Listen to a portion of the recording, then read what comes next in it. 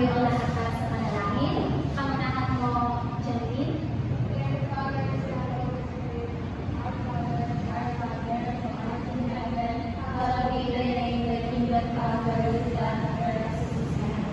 Give us this day our daily bread, and forgive us our trespasses, as we forgive those who trespass against us. And lead us not into temptation, but deliver us from evil. Okay, bago na isupo, ay gusto mo lang yung mga uwan at kung yung mga malas sa skin. Gusto ba? Okay. Magandang umaga sa inyo lahat. Magandang umaga po. Gusto ko na sa ako na ito. Pagpuntinaan po. Nagkakalang po na nasa mabuti kayong kalagayan. Ngayon, sino-sino ba ang naman sa ating klase ngayon? Wala po niya. Oo, kompleto kayo. Maraming salamat naman at naging kompleto kayo sa araw na ito. Ngayon, kung sa bahay natin ay ngayon sunduan, sa paaraw natin ay meron. Ano naman? Ano nga ba ang ngayon? Okay, Charis? Makinig ng mabuti. Charis? Okay, nasa ng kamay kapag gusto sumagot. Ano pa? Meron ka ba? Okay? Umupo ng maayos. Umupo ng maayos. Nakaupo ba kayo ng maayos ngayon? Okay, ano pa? Okay, importante na makilang tayo sa mga pangangagawain na sa galat ay maayos ang gagawin ng ating talakayan. Okay, meron pa ba? Okay, kung gano'n, handa na ba kayo sa paksamahan ng tatalakayin ngayon? Oo, ma'am. Sure ba kayo? Opo. Okay. Ngayon ay papapakita kayo sa dalawang pangkat. Ang unang pangkat ay ikaw, Charis, at ang pangalawang pangkat ay ikaw, Janine. So, ang kailangan nyo nang gawin ay gawin nyo ang larawan na gawin nyo ang tutik na larawan sa loob ng Manila paper na ito. Okay? Simulan tayo. Bago pa lang kayo masimula, ay sino ang siya unang makakapaskil sa harapan at makakabuo ng larawan ay bibigyan ko ng talagang puntos. Naiintindihan niyo ba, class? Okay. Ito ang pangkat una at ito ang pangkat pangalawa. Okay, simulan na.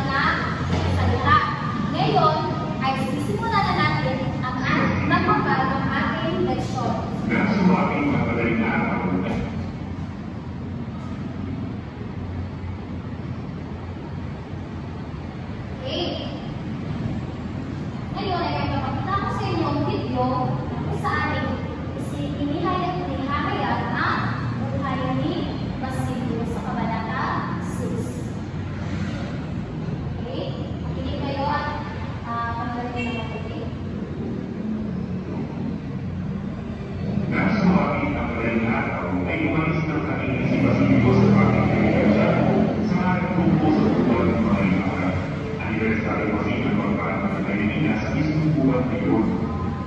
Ipinagasan niya ang pagbuwan ng kanyang ina at pinagkaya ang mga pangyayari ng 3 taon na ang nakaraan.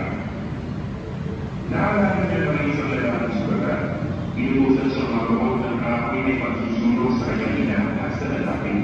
Pag-isa rin lalaking tutulong sa kanya sa pagpilingin sa lalaking sugat, pakinagin sa kanyang ina.